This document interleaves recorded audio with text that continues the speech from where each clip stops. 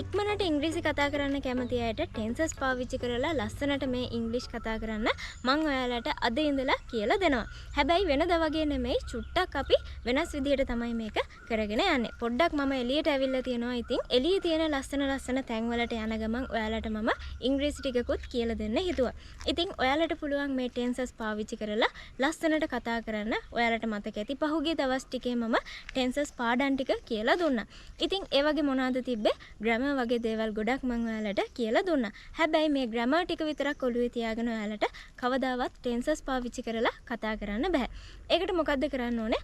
අනිවාර්යෙන් ඔයාලා කතා කරන්න ඕනේ. කතා කරලා තමයි මේ ටෙන්සස් ටික හරියට හදාගෙන ඔයාලට ලස්සනට ඉංග්‍රීසි කතා කරන්න පුළුවන් වෙන්නේ. ඉතින් ඒක නිසා මම හිතුවා ඔයාලට මේ ටෙන්සස් වලින් ලස්සන වාක්‍ය ටිකක් ඉංග්‍රීසි කතා කරන්න ඕන වෙන වාක්‍ය ටිකක් කියලා දෙන්න ඕනේ කියලා ඉස්සරහ පාඩම් වල. ඉතින් ටෙන්සස් වගේ දේවල් ඔයාලට ගොඩක් වැදගත් වෙනවා ටිකක් ඉස්සරහට යනකොට. ඒ වගේම විභාගයක් මොන හරි කරනකොට, එක්සෑම් එකක් මොන හරි කරනකොට ඉතින් ඒ වගේ වෙලාවට ටෙන්සස් කියන දේ ගොඩක් වටිනවා. ඒක නිසා ඔයාලා මුල ඉඳලම මේ වගේ දේවල් දැනගෙන ඉන්න එක හොඳයි.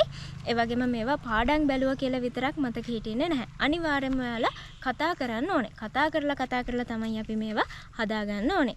ඉතින් ඒක නිසා තමයි මම හිතුවේ ඔයාලට මේ ටික කියලා දීලා විතරක් මදි. ඒකෙන් වාක්‍ය ටිකක් දාලා වාක්‍ය ටිකක් කියලා දීලා ඒවා පාවිච්චි කරලා ඔයාලට කතා කරන්න කියලා දෙනවා කියලා. ඉතින් ඔයාලට පුළුවන් අද පාඩමේ ඉඳලා මේ ටෙන්සස් වලින් අලුත් වාක්‍ය කියන්න. ඉතින් ඔයාලට පේනවා ඇති ලස්සන තැනකට තමයි මම මේ ඇවිල්ලා තියෙන්නේ. ලස්සන ලොකු රබර් වත්තක් මැද්දේ තමයි මම ඉන්නේ. ගොඩක් ලස්සනයි මෙතන. ලස්සන පාරවල් තියෙනවා. ඒ වගේම මගේ වටේට තනිකරම තියෙන්නේ රබර් වත්තක්. ඉතින් හරි ලස්සනයි. ඔයාලටත් මං හිතනවා මම මෙහෙම ඇවිල්ලා උගන්වන එක, මං ඔයාලට අලුත් දේවල් කියලා දෙන එක ගොඩක් ආසෙ හිතනවා ඇති. ඉතින් මේ වගේ ලස්සන තැනකට ඇවිල්ලා මට උගන්වන්න හම්බෙන එකත් මටත් ගොඩක් සතුටක්. ඒ වගේම තමයි ඔයාලටත් පුළුවන් අලුත් විදිහට තවත් ආසාවෙන් ඉංග්‍රීසි ටික ඉගෙන ගන්න. ඉතින් ටෙන්සස් විතරක් නෙමෙයි, ගොඩාක් දේවල් මම ඔයාලට ඉස්සරහට කියලා දෙනවා. හැබැයි ඒකෙදි ඔයාලා කරන්න ඕනේ මේක වීඩියෝ එක බලලා විතරක් නිකන් ඉන්න එපා. අනිවාර්යෙන් ඔයාලගේ කට ඇරෙන්න ඕනේ. කට ඇරලා මේවා හරියට කතා කරන්න ඕනේ. ගොඩක් අය කරන දෙයක් තමයි පොත්වල ලියන එක. ඉතින් පොත්වල ලිව්වට කමක් නැහැ. ඒවා ඔයාලා හොඳට කට ඇරලා කතා කරන්න ඕනේ. පොත්වල ලියන එක වෙනම දෙයක්. ඉතින් ඔයාලා කතා කරොත් විතරයි මේ ඉංග්‍රීසි කතා කරන එක. එහෙම නැත්නම් ස්පෝකන් පැත්ත හැදෙන්නේ. ඉතින් ඒකට අනිවාර්යයෙන්ම කට ඇරෙන්න ඕනේ. ඉතින් පොත්වල ලියන එක කමක් නැහැ. හැබැයි මම කිව්වා වගේ ඔයාලා මේක කතා කරන්නම ඕනේ. ඉතින් ඒක නිසා තමයි මම මෙහෙම අලුත් විදිහට ඔයාලට කියලා දෙන්න හිතුවේ. ඔයාලට පුළුවන් ඉතින් ඒක නිසා මාත් එක්ක එකතු වෙලා මේ විදිහට ඉංග්‍රීසි ටික හරියට හදාගන්න. ටෙන්සස් වගේ දේවල් සාමාන්‍යයෙන් අපි හරියට පාවිච්චි කරොත්, හරි විදිහට කිව්වොත් ඉතින් ඒ කතා කරන එක ගොඩක් ලස්සනයි. ඉතින් වරද්දක් නැතුව හරියට කතා කරොත් ගොඩක් ලස්සනයි. හැබැයි වරද්දක් නැතුව කොහොමද කතා කරන්නේ? එකපාරට අපිට වරද්දක් නැතුව කතා කරන්න බෑ. කොහොමත් කතා කරනකොට වරදිනවා. ඉතින් ඒක ඔයාලා ගොඩක් හිතන්න එපා. වැරදුනාට කමක් නැහැ. මොකද්ද කරන්න ඕනේ? වැරදි හරි මේවා ටික හරියට කතා කරන එක තමයි වෙන්න ඕනේ. එහෙම නැතුව වරදී කියලා කට වහගෙන නිකන් හිටියොත් එහෙම මොකද වෙන්නේ? ඔයාලා කවදාවත් ඒක පුරුදු වෙන්නේ නැහැ. hina වෙන අයට hina වෙන්න කියලා ඔයාලා මොන දේ වුණත් ඉංග්‍රීසි කතා කරොත් මේ ටික ලස්සනට හදාගන්න පුළුවන් පොඩි කාලයක් ඇතුළත. හැබැයි ඔයාලා තමයි හරියටම කැප වෙන්න ඕනේ. ඉතින් මේ ගොඩක් දේවල් හිතලා තමයි මම මේ වගේ තැනකට ඇවිල්ලා ඔයාලට උගන්වන්න කියලා හිතුවේ. ඉතින් එහෙනම් ඔයාලට පුළුවන් මාත් එක්ක මේ ටික හරියට කරගෙන යන්න. එහෙනම් අපි දැන් බලමු අද ඉගෙන ගන්න යන්නේ අලුත් වාක්‍ය ටික මොනවද කියලා.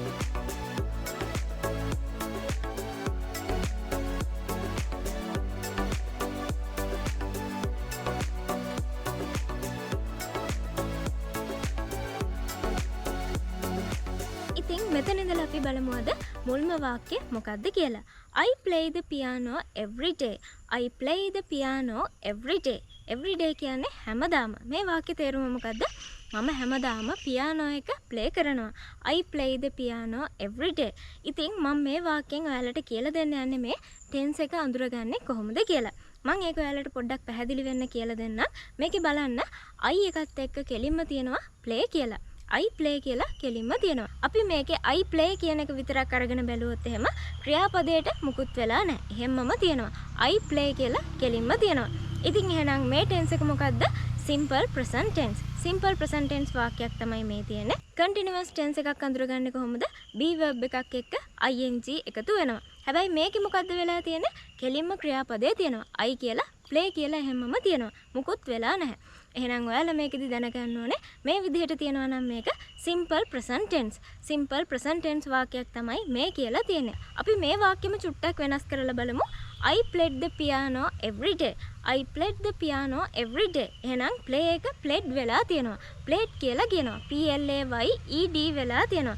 ඒ කියන්නේ කරලා ඉවර වෙච්ච දෙයක්. play කරා කියලා තමයි මේ කියලා තියෙන්නේ. ඉතින් කෙලින්ම I played කියලා කිව්වනම් මොකද්ද? ඒක simple past වෙනවා. හැබැයි මේකේ තියෙන්නේ මොකද්ද?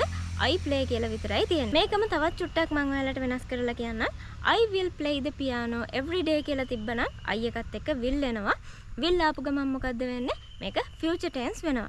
I will play කියලා තිබ්බනම් ඒක කෙලින්ම simple future tense වලින් තමයි ඒ වාක්‍ය කියන්නේ. මේකේ කෙලින්ම play කියලා තිබ්බ එක නිසා අපි simple present tense කියලා අඳුරගත්තා. මම හිතනවා ඔයාලට මම මේ කිව්ව දේවල් ටික තේරෙනවා ඇති කියලා. ඉතින් ওই විදිහට තමයි අපි tense එකක් අඳුරගන්නේ. අපි ඊළඟ වාක්‍යයක් චුට්ටක් බලමු. We finished our homework. We finished our homework. ඒ කියන්නේ මොකද්ද? අපි අපේ ගෙදර වැඩ ඉවර කරා. We finished our homework. ඉතින් finish කියලා කියන්නේ ඉවර කරනවා. මෙතන මොකද්ද කිව්වේ? finished කියලා තියෙනවා. ed එකක් ඇවිල්ලා තියෙනවා. ඒ කියන්නේ past වෙලා තියෙනවා. එහෙනම් මෙතන තිබ්බේ we finished කියලා. we finished කියලා කෙලින්ම තිබ්බා. ඉතින් වෙන මුකුත් එන්නේ නැතුව we finished කියලා කෙලින්ම තිබ්බනම් ඔයාලට මේ tense එක අඳුර ගන්න ලේසි. මේක මොකද්ද? simple past tense. simple past tense වලින් තමයි එහෙනම් මේ වාක්‍ය කියලා තියෙන්නේ. we finished our homework. මේක our නෙමෙයි our කියලා තමයි අපි කියන්න ඕනේ. homeworks නෙමෙයි homework. ගෙදර වැඩ homework. we finished our homework. ඒ කියන්නේ අපි අපේ ගෙදර වැඩ ඉවර කරා. ඉතින් මේකෙදි ඔයාලට ප්‍රශ්න අහන්නත් පුළුවන්. අපි අපේ ගෙදර වැඩ ඉවර කරාද? කොහොමද ඒක අහන්නේ? Did we finish our homework? Did we finish our homework? ඒ කියන්නේ මොකද? අපි අපේ ගෙදර වැඩ ඉවර කරාද? එතකොට මෙතන මොකක්ද උනේ? did කියලා එකක් මුලට ඇවිල්ලා තියෙනවා. did we finish නෙමෙයි ed ඇවිල්ලා නැහැ. did we finish කියලා අපි සාමාන්‍යයෙන් ක්‍රියාපදේ තියන්න ඕනේ. did කියන එක ආවොත් අපි ක්‍රියාපදේ ඒ විදිහටම තියනවා. එහෙනම් did we finish our homework කියලා අපිට අපි අපේ ගෙදර වැඩ ඉවර කරාද කියලා අහන්න පුළුවන්. මම හිතනවා ඔයාලට මේ වාක්‍ය හොඳටම තේරෙන්නේ නැති කියලා. ඊළඟ වාක්‍ය බලමු. does he listen to songs? does he listen to songs? ඒ කියන්නේ ඔහු සින්දු අහනවද? does he listen to songs? එහෙනම් මේකෙදි මේ මොකද්ද වෙලා තියෙන්නේ? මේ does කියලා එකක් ඉස්සරහට ඇවිල්ලා තියෙනවා. does he listen to songs කියලා මේ ප්‍රශ්නයක් අහලා තියෙනවා. ඉතින් he කියලා තියෙන හින්දා තමයි මේ does කියලා ඇවිල්ලා තියෙන්නේ. කියන්නේ ඒක වචනේ හින්දා තමයි මේ does කියන එකෙන් අපි ප්‍රශ්න අහන්න පටන් ගත්තේ. ඉතින් does he listen to songs?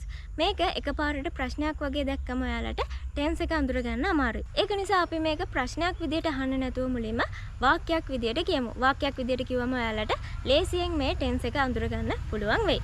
He listens to songs. He listens to songs. ඒ කියන්නේ මොකද? ඔහු සින්දු අහනවා. He listens to songs. Listen නෙමෙයි listens කියලා තමයි මම කිව්වේ. He listens to songs. ඒ කියන්නේ ඔහු සින්දු අහනවා. He listens to songs. ඔහු සින්දු අහනවා. ඉතින් මේ වාක්‍ය තමයි අපි ප්‍රශ්නයක් විදිහට අහුවේ does he listen to songs කියලා. does he listen to songs? හැබැයි අපි does he listens කියලා කිව්වේ නෑ. does එක තිබ්බ නිසා does he listen කියලා තමයි කිව්වේ. ඉතින් එහෙනම් he listens to songs කියලා කිව්වම ඔයාලට මේ tense එක අඳුර ගන්න ලේසි. මේක මොකද්ද මේ simple present tense. simple present tense. හැබැයි ඕක අනිත් පැත්තට ප්‍රශ්නයක් කරොත් එහෙම does he listen to songs කියලා තිබ්බත් ඒත් මේක simple present tense වාක්‍යයක්. ඉතින් මම හිතනවා ඔයාලට මේ කිව්ව ටිකක් දැන් හොඳටම තේරෙන්නේ නැති කියලා. ඊළඟ වාක්‍ය අපි බලමු මොකක්ද කියලා. She will come tomorrow. She will come tomorrow. ඒ කියන්නේ මොකද? ඇය හෙට ඒවි. She will come tomorrow. ඒ කියන්නේ ඇය හෙට ඒවි. මෙතන ඔයාලට ටක් ගාලා මොකද්ද මේ පේන්නේ? she එකත් එක්ක will ඇවිල්ලා තියෙනවා. will කියලා තියෙනවා. will කියන එක දැක්ක ගමන් මොකද්ද මතක් වෙන්නේ? මේක future tense එකක් කියලා මතක් වෙන්න ඕනේ. She will come tomorrow. හැබැයි මෙතන will එකෙන් පස්සේ වෙන මුකුත් නැහැ. will be කියලා එහෙම මුකුත් වෙලා නැහැ. She will come tomorrow කියලා කෙලින්ම තියෙනවා. ක්‍රියාපදයක් ඒ විදිහටම තියෙනවා. එහෙනම් will කියන එක දැක්කම ඔයාලා දන්නවා මේක future tense කියලා. එහෙනම් මේ මොකද්ද? simple future tense වලින් කියන වාක්‍යයක්. She will come tomorrow. ඇය හෙට ඒවි කියලා තමයි කියලා තියෙන්නේ. ඉතින් මේක she will be coming tomorrow කියලා තිබ්බනම් මොකක්ද ඒ tense එක? future continuous tense විදිහට තමයි අපි එතකොට ගන්නෙ. ඉතින් එහෙනම් මං හිතනවා ඔයාලට මේ tense එකක් දැන් හොඳටම තේරෙනවා ඇති කියලා. මේ කියලා දුන්න වාක්‍යයෙන් මේ tense එක අඳුරගන්නේ කොහොමද කියලා. අපි බලමු එහෙනම් අන්තිම වාක්‍ය තමයි did you go to the hospital? did you go to the hospital? ඒ කියන්නේ මොකද? ඔයා රෝහලට ගියාද? ඔයා hospital එකට ගියාද කියලා තමයි මේ අහලා තියෙන්නේ. did you go to the hospital? ඔයා හොස්පිටල් එකට ගියාද? සමහර විට ඔයාලට මතක් වෙන්න පුළුවන් did කියන එක දැක්කට පස්සේ මේ past tense වලින් කියන දෙයක් තමයි මේ කියන්නේ කියලා. කියන්නේ සිද්ධ වෙලා ඉවර වෙච්ච දෙයක් ගැන කියනවා කියලා මතක් වෙන්න පුළුවන් did කියන එක දැක්කම. හැබැයි අපි මේක ප්‍රශ්නයක් විදියට නැතුව නිකන් වාක්‍යයක් විදියට කියලා බලමු. You went to the hospital. You went to the hospital. ඒ කියන්නේ මොකද? ඔයා රෝහලට ගියා. ඔයා හොස්පිටල් එකට ගියා කියලා තමයි මේ කියලා තියෙන්නේ. ඉතින් එතකොට you එකත් එක්ක go නෙමෙයි අවිල්ලා තියෙන්නේ went කියලා තියෙනවා. හැබැයි අපේ මොකද්ද තිබ්බේ? Did you go කියලා අහලා තිබ්බා. ඉතින් did කියන එක තිබ්බ නිසා අපහු ක්‍රියාපදේ අපි අතීත කරන්න යන්නේ නැහැ. එහෙනම් you went to the hospital කියන වාක්‍යය මොකද්ද? කෙලින්ම simple past tense. simple past tense වලින් කියන වාක්‍යයක් තමයි you went to the hospital කියලා කියන්නේ. ඉතින් ඒ වගේම තමයි අපි ප්‍රශ්නයක් වුණත් ඒක වෙනස් වෙන්නේ නැහැ. Did you go to the hospital කියන්නේ එහෙනම් simple past tense වලින් මේ ප්‍රශ්නයක් තමයි අහලා තියෙන්නේ. ඉතින් එහෙනම් මම හිතනවා ඔයාලට දැන් මේ tenses අඳුර ගන්න පුළුවන් වෙන්නේ නැති මේ tenses කොහොමද පාවිච්චි කරන්නේ? ඒ දේවල් තව ටිකක් ඔයාලට හොඳට තේරෙන්නේ නැති කියලා. ඉතින් එහෙනම් ලබන සතියේ මම අලුත් පාඩම අරගෙන එනකන් ඔයාලා මොකද්ද කරන්න ඕනේ? මම මේ අද කිව්ව tenses ටික ඔයාලා හොඳට පාවිච්චි කරන්න. මේ tenses වලින් අලුත් වාක්‍ය හදලා මේ වාක්‍යයත් ඔයාලා එදිනෙදා පාවිච්චි කරන්න. මේක විතරක් නෙමෙයි තව අලුත් ඒවා ඔයාලට කියන්න පුළුවන්. ප්‍රශ්න අහන්න පුළුවන්. ගොඩක් දේවල් කරන්න පුළුවන්. ඉතින් එහෙනම් තවත් අලුත් පාඩමකින් අපි ලබන සතියේ හම්බ වෙමු. ඒ හම්බ වෙනකන් මගේ හැම යාළුවෙක්ටම සුබ දවසක්.